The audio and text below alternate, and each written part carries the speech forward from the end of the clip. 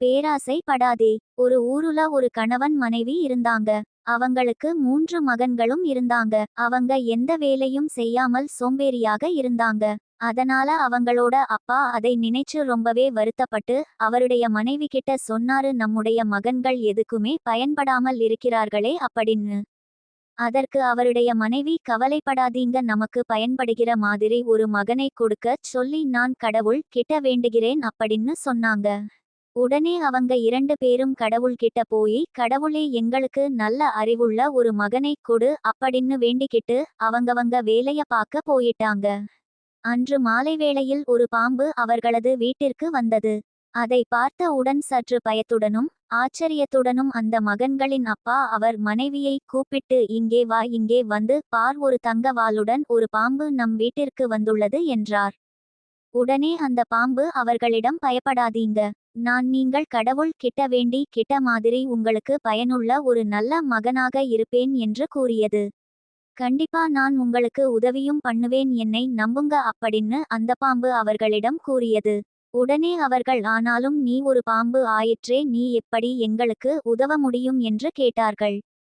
உடனே அந்த பாம்பு அதன் வாலை காட்டி, பார்த்தீர்களா, என்னிடம் தங்கத்தால் ஆனா வால் உள்ளது. இதில் ஒரு அங்குலம் மட்டும் வெட்டி எடுத்துக்கொள்ளுங்கள். அதற்கும் மேல் வெட்டாதீர்கள். அதற்கு ஒரு காரணமும் இருக்கிறது என்று கூறியது. உடனே அந்த பெண், இல்லை, என்னால் அவ்வாறு செய்ய இயலாது. ஏனென்றால் உனக்கு வலிக்கும் என்று பாம்பிடம் கூறினாள். உடனே அந்த பாம்பு அவளிடம், இல்லை அம்மா, அது உணர்ச்சியற்ற பகுதி, அதில் ஒரு அங்குலம் மட்டும் வெட்டி எடுத்துக்கொள்ளுங்கள். அந்த வால் மீண்டும் ஒரு வாரத்தில் வளர்ந்துவிடும் என்று கூறியது. இவ்வாறு பாம்பு கூறியதும் சம்மதம் தெரிவித்து பாம்பின் வாலில் ஒரு அங்குலம் மட்டும் வெட்டி எடுத்துக்கொண்டாள். பின்பு இதேபோல் ஒரு வாரத்திற்கு ஒரு முறை தொடர்ச்சியாக நடந்து கொண்டிருந்தது. இதனால் அவர்கள் பெரும் செல்வந்தர் ஆகினார்கள். சிறிது நாட்களுக்கு பிறகு இந்த விஷயம் அவர்களின் 3 மகன்களுக்கும் தெரிய வந்தது. அவர்கள் அந்த பாம்பின் வாலில் 2 அங்குலத்தை வெட்டும்படி வற்புறுத்தினார்கள். அந்த பெண் எவ்வளவு எடுத்து கூறியும் அவர்கள் கேட்கவில்லை.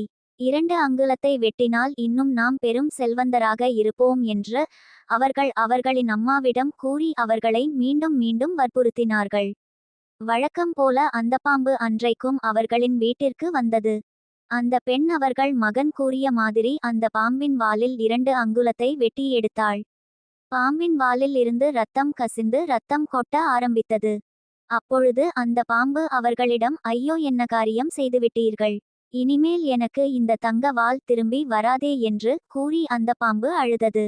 மேலும் அந்த பாம்பு, நான் இனி இங்கே வரவே மாட்டேன், நீங்கள் என்னையும் கஷ்டப்படுத்தி உங்களையும் கஷ்டப்படுத்திவிட்டீர்கள், உங்களது பேராசையால் பெருநஷ்டம் ஏற்பட போகிறது என்று கூறிவிட்டு அங்கிருந்து சென்றுவிட்டது. கருத்து: பேராசை எப்பொழுதும் பெரும் நஷ்டத்தையே கொடுக்கும். Web links.